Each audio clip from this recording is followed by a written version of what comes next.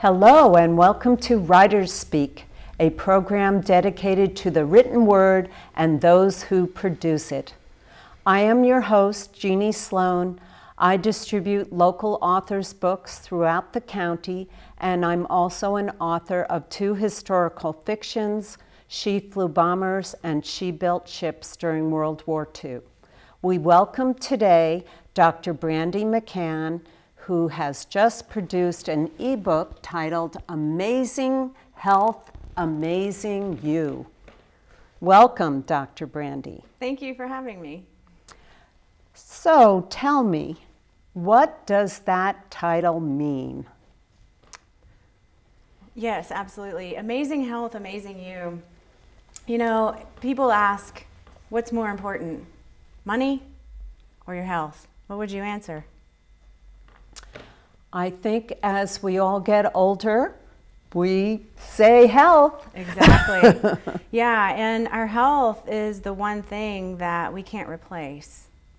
And we have this ability to heal ourselves, and the healing potential that each one of us has inside of us is ours.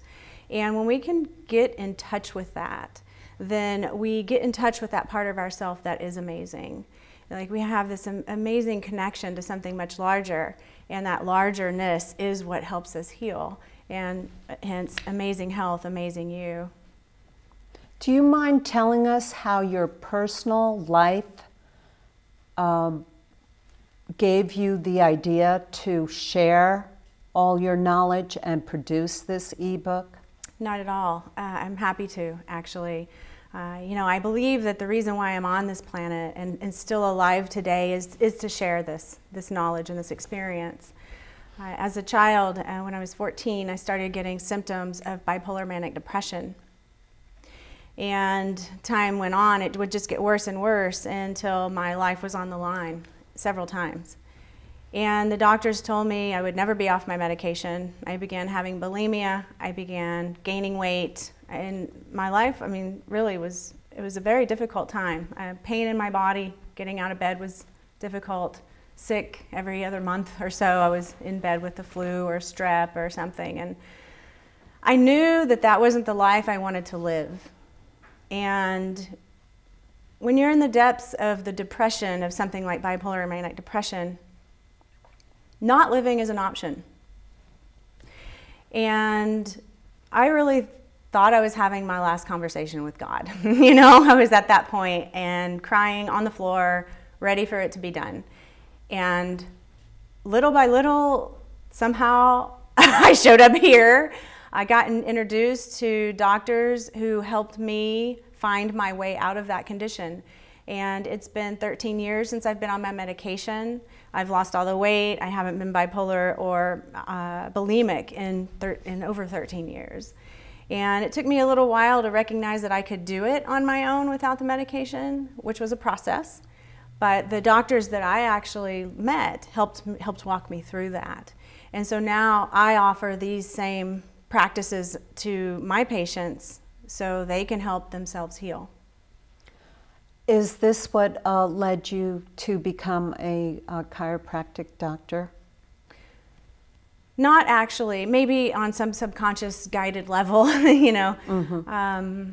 Not actually. I did continue to go beyond chiropractic school and study nutrition on a therapeutic nutrition level, study functional blood chemistry so I can look at the blood work, look at the labs, look at the stool, and really help people identify what's lacking or what toxins are in their systems that are keeping them in a state of dis-ease or disharmony in their body. So I've expanded my knowledge base as a result of my experience. You write about the non-force chiropractic. Can you briefly tell us what that means? Absolutely. So rather than adjusting the spine or the joints, I adjust the way the brain controls the body. So if you've ever been to a chiropractor, then they typically are adjusting the joints. And all of our bones have muscles connected to them. And when our muscles get tense, it pulls those bones out of alignment. And that's what chiropractors call a subluxation. Adjusting the spine is a great idea. I get my own chiropractic adjustments every other week at least. I try. And I also know if I don't address the way my brain is controlling my body, I get stuck in patterns of negative thinking, old habits, and things that cause me to do things in my life that don't serve me in my highest good. So by addressing the non-force aspect of chiropractic, by addressing the nervous system and balancing that, then once our nervous system is balanced, then we can live a happier, healthier life. We're just happier from the inside out. And that allows our muscles to relax and allows things to go back into place in a way they weren't before. Your book is very well, concisely written and has 7 keys or principles. The one principle that you talk about is that doctors, drugs, or surgery do not heal us. Can you explain that? Absolutely. And it kind of goes back to the point I was making earlier about how the healing happens from the inside. Like, I went to all the doctors in the world, and all they could do was give me medication and say I was going to be on it the rest of my life. And I probably wasn't going to lose weight because of it. But it wasn't until I could actually dig inside me and learn why I was having the condition I was having that I was able to heal it. So I have patients that used to come to me. I don't really have this anymore because now I know more. But people used to come to me and want me to fix it for them. And I would try to fix it for them, and I couldn't. And it would make me really frustrated and upset and think I was pretty much a failure as a doctor. And then when I started learning that we have that healing inside of us, as a doctor, what I do is I help open that door and help guide you down the pathway of healing. But you have to take the steps. Is your book based on real case studies from your own practice? Absolutely. Mm-hmm. I thought that it was when I was reading it. Yeah. Yeah, it's amazing. The joy that I get from the experiences I have with my patients is so incredibly rich. Because when people don't realize they have the ability to heal themselves, like, we're not taught that in this society. We're really not. We're taught to go to a doctor and get a medication to make it better or something like that. But when people can start to understand, oh, I have the ability to heal myself, like, it's a strange concept, but what if it were true? And just allowing themselves to be open to the possibility of that allows so much healing to happen within them. And I get to be a witness to all of that. And it's just incredibly wonderful for me. I could tell that you had a very thorough background in nutrition. I enjoyed reading the various recipes that you have included. I also found it really entertaining that there was a cartoon that said, "Stressed is dessert spelled backwards." Now, did you mean that we shouldn't be eating dessert ever? No, absolutely not. I'm a proponent of eating dessert, just in moderation. You know, when I was actually 12 sizes bigger than I am now. I was really overweight. It's very hard to believe. You look very young and perfect proportions to me. Thank you, thank you. It's, it's really been a process for me because I was raised with a mother she didn't eat very much. If anyone from all outward appearances appeared to be anorexic, And so I thought I needed to be like my mother. And I wanted to be just like her because she's amazing. She is an amazing woman. And anorexia didn't work for me. If I didn't eat, I would just eventually break. And I would eat, and then I would feel this insane guilt for eating. And this vicious cycle would happen. And so hence, that's how I developed bulimia. And over this time, I started going, okay, well, this isn't working, so let's try a different program or a different system or a different style of eating. Everything from the zone diet to veganism to raw foodism. I crown myself with the crown of queen of programs because I have done them all. And what I've come to learn is that, first of all, they all have something really valuable to offer or they wouldn't be out there. secondly, not one of them is fit for everyone. And so I've really learned what works from each of these programs and how the body and the physiology works, and different foods work with different physiologies, because everybody has a different metabolism and a different functionality of their body. And denying ourselves anything is not good. I'm here to experience, as you are, I'm sure, to experience the richness of life. Like, can you imagine never eating chocolate again? No way. A lady asked me today, she said, "Oh, are you paleo?" And I said, you know, I don't say I'm anything. I cannot label my style of eating choices, because as soon as I say I'm paleo, that means I'm denying myself rice. As soon as I say I'm vegan, I'm denying myself cheese. As soon as I say I'm never going to eat desserts again, I know I'm going to break, right? So no, absolutely, eat dessert on Saturdays. But so what is the aim of your recipes in your book? The aim of the recipes is twofold. One, to give some easy things for people to do that are quick and yummy. And two, to actually help people start embodying what it feels like to eat what I call an anti-inflammatory diet. I believe a lot of the dis-ease and disharmony in the body is a result of inflammation. And inflammation causes us pain. It also causes us to crave certain things. But if we can start introducing foods into our diet and different fun, easy recipes that actually reduce the inflammation in our body, then we can start to heal ourselves. So are you saying there are healthy desserts that can satisfy our cravings? Yes. Yes, there are. And what would one of those recipes be? What is your favorite healthy dessert? You know, right now it's coconut balls. And coconut balls is simply a mixture of coconut butter, and that's actually a kind of like a paste of coconut meat and coconut water mixed into a paste. And you blend that with a little bit of stevia, which is an herbal sweetener, and a little bit of cinnamon and almond milk, and you can actually roll them in fresh coconut or ground coconut and get yourself a nice little treat. And it's sweet and yummy. What I love about coconut butter is it is what we call a medium chain triglyceride. And what that means is it's just a special kind of fat that helps your body burn fat. So if you're going to eat dessert, you might as well be burning fat. Well, it's nice to know that you do believe we should still have dessert, and that sounds very delicious to me. I know that you strongly believe in positive affirmations. Can you tell us one of those affirmations?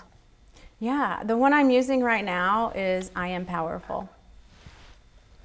And what does that do for you? Well, you know, I think we all have what I like to call the little gremlin in the back, or sitting on the shoulder, right? It's like, what are you doing? Go eat cake. Yeah. Don't go to the gym today. You don't need that. You worked out yesterday, right? So we've got this little gremlin who jumps in there and he starts giving us all this negative talk and tries to talk us in and out of things that probably don't serve us so well. And my way of overriding my gremlin and remembering the truth of who I am is to speak affirmations either to myself or write them on a Post-it and put them on my mirror or in my car. You know, I have them lots of different places. And the way I use them is a lot of different ways. I use them in the mornings. I like to sit with myself and close my eyes and set my intention for the day. So rather than just getting up in the flurry of, oh my gosh, what's next? What do I have to do? Just really taking a breath and taking a moment to own I am powerful. So it really doesn't matter what's in front of me. I can actually step into that. It really doesn't matter if, you know, the other day I actually had I ate a lot of different kinds of foods, and so my body didn't digest it very well, and it was making me feel a little bloated, and I went to the gym the next day, and I was kind of looking in the mirror going, ugh, you know, just that kind of feeling of kind of grody because I was feeling bloated, and I was like, wait a minute, that's an old story that I used to tell myself, and this is my little gremlin, right? He's telling me, because one day I eat some foods that don't digest very well, now I'm feeling yucky in my body. That really doesn't relate. One day of something is not going to make that big of a difference. So immediately I started looking myself in the eye, in the mirror, and saying, I am powerful, I am beautiful, I am amazing, I am strong. And the more I do that, the more I began to realize that more and more in every cell of my body. Like, what does it really feel like to own that? And so I started working out, and I kept saying that to myself, and I'm going to tell you, the rest of my day was amazing. I feel great, you know? And so those are the kinds of reasons why I recommend people do affirmations, because you have to train your brain. You also recommend journaling and something you call vision boards. Tell me what a vision board is. Well, a vision board looks something like this picture here, actually. Well, mine does anyway. You don't have to put so many things on it. But basically, I take a poster board and cut out different pictures from magazines or print things off from the internet and things that I would like to be, have, or do. And you can be words, it can be pictures. So on my vision board, I've got a picture of a house on the beach, because I would love to live on the beach. I've got a couple of words that say peace and harmony, and some rocks and water, and a lady getting a massage, because I want to incorporate more of that into my life, which I am now.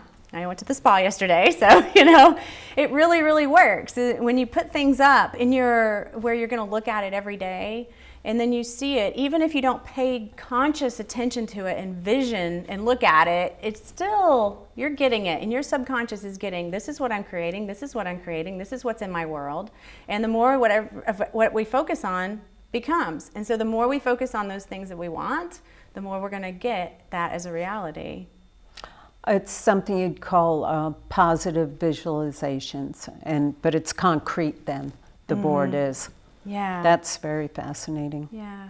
And you know, it's an interesting thing, positive affirmations and vision boards and those kinds of things, because I can remember a time in my life when I was in the throes of bipolar manic depression, really overweight, really upset.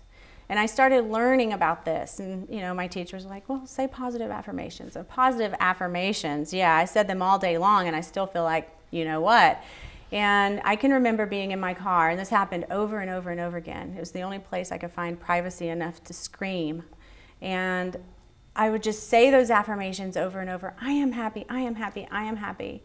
And the whole time, I have my little gremlin back here, who I didn't know was a gremlin, right? I just thought it was me. And my head was saying all these negative, nasty, derogatory things. And the only way that I could drown that voice out was to scream out loud at the top of my lungs, I am happy, I am happy, I am happy, I love my body, I love my body, crying the whole time. Now, some people might go, that's not working. And I kind of thought it wasn't working at the time either. But I stayed on the path. I kept writing the affirmations, I kept saying the affirmations, I kept visualizing it, I kept coming back to who am I, what is it that I want to feel, how is it I want to show up in the world. And I kept at it. And I tell you what, you know, those days are long gone.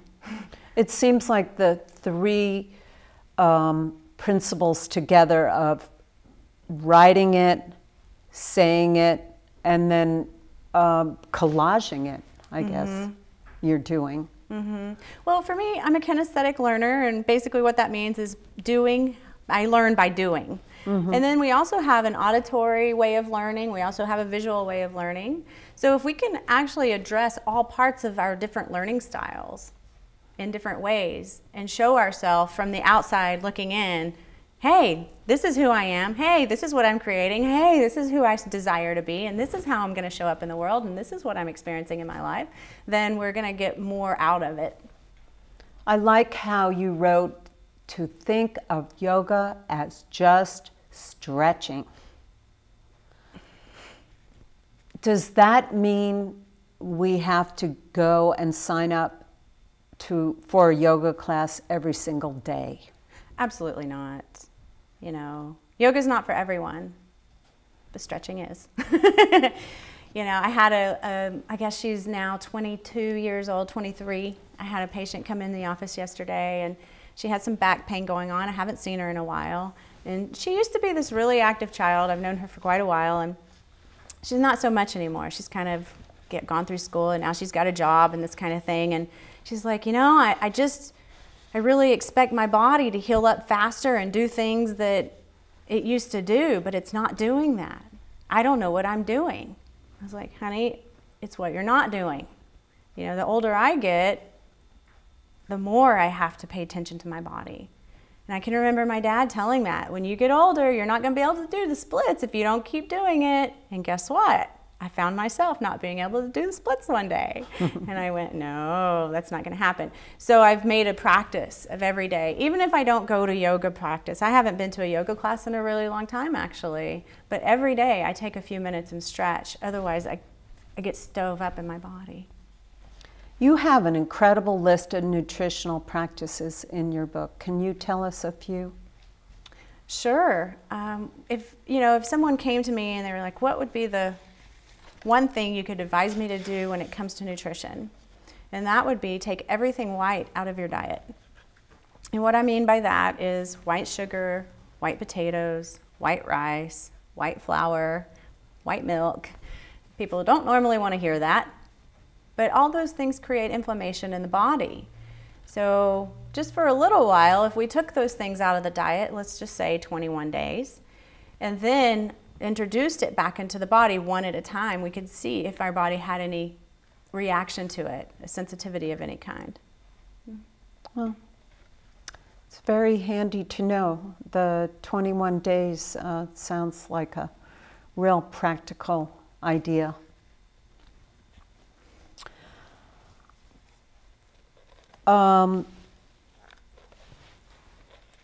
You were talking to me about that you do a virtual practice. Yes, I do. I had never heard of that before.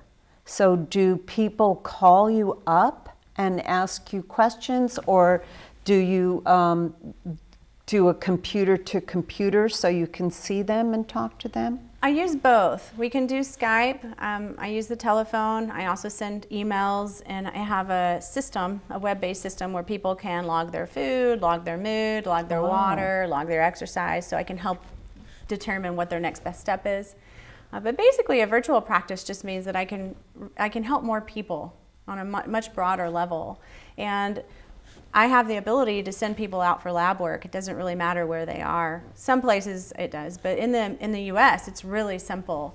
And they go get their lab work, and the lab sends me the results, and then I can help them determine what nutrients they may be deficient in, what organ systems may not be functioning appropriately, and what toxicities may be in the body. And then we can start addressing that through nutrition.